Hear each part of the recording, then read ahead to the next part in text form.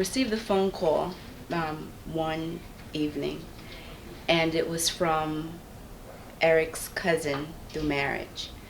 And she told me to sit down, and she said that she had really, really bad news.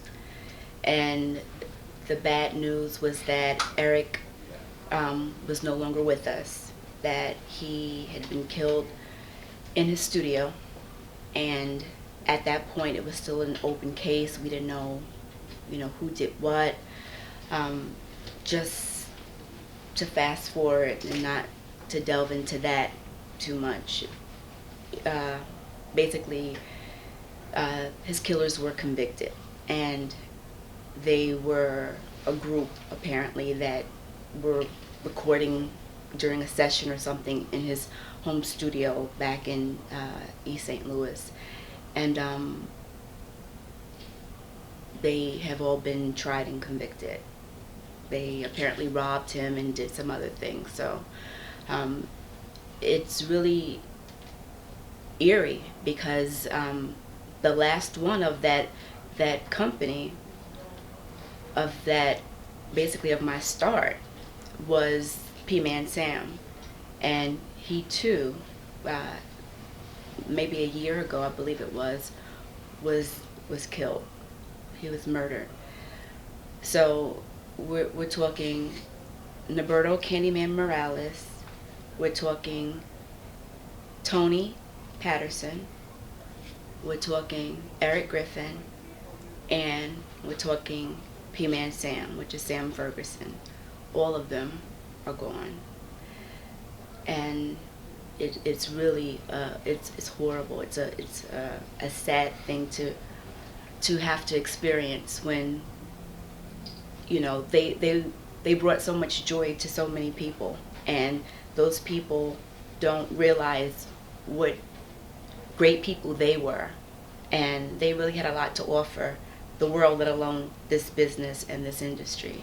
And what we have left, aside from triple and bass, we have their legacy, which is Miami bass. And many people say that Eric Griffin was way ahead of his time, and I truly believe that. The things that he did, they're doing now. And even as far as, if you think about it, when you hear a live mix on the air, people are scratching. Eric got fired from a radio station for doing scratching, for mixing live on the air.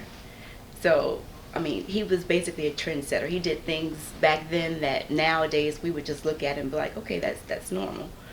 But they were a good time, and they had, like I said, a lot to offer us all, and we can still support them by just listening to Miami bass and remembering that behind those drums and behind that music that we danced to, that took hours and hours of preparation and of someone actually composing that. And it's a great thing.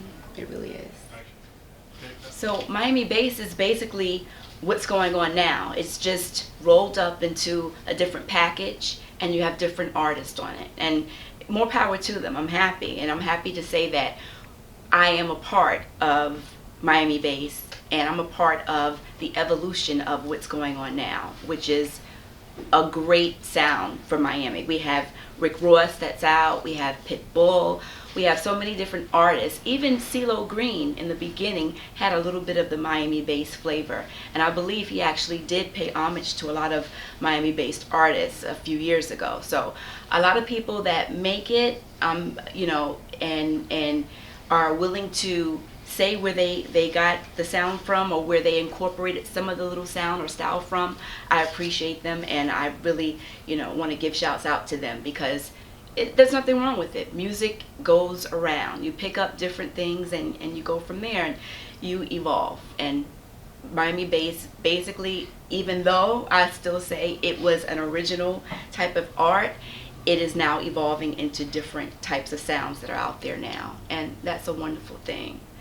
As far as what I'm doing now, I have done a few songs under a different alias.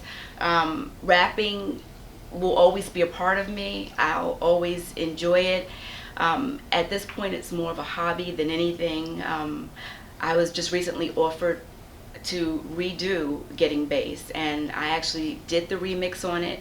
Didn't do the vocals. Some things happened, and I'm good at that. I think I'm going to stick with what I'm doing now, which is being a mom. I have 22-month-old twin boys, and I'm also studying for the LSAT. I'm going to be a judge one day, so I'll never though forget my Miami-based roots, and I also do a little acting on the side. So that's where I am now, and I'm very proud of my history in bass. And what can you say? Make it mellow and drop that bass.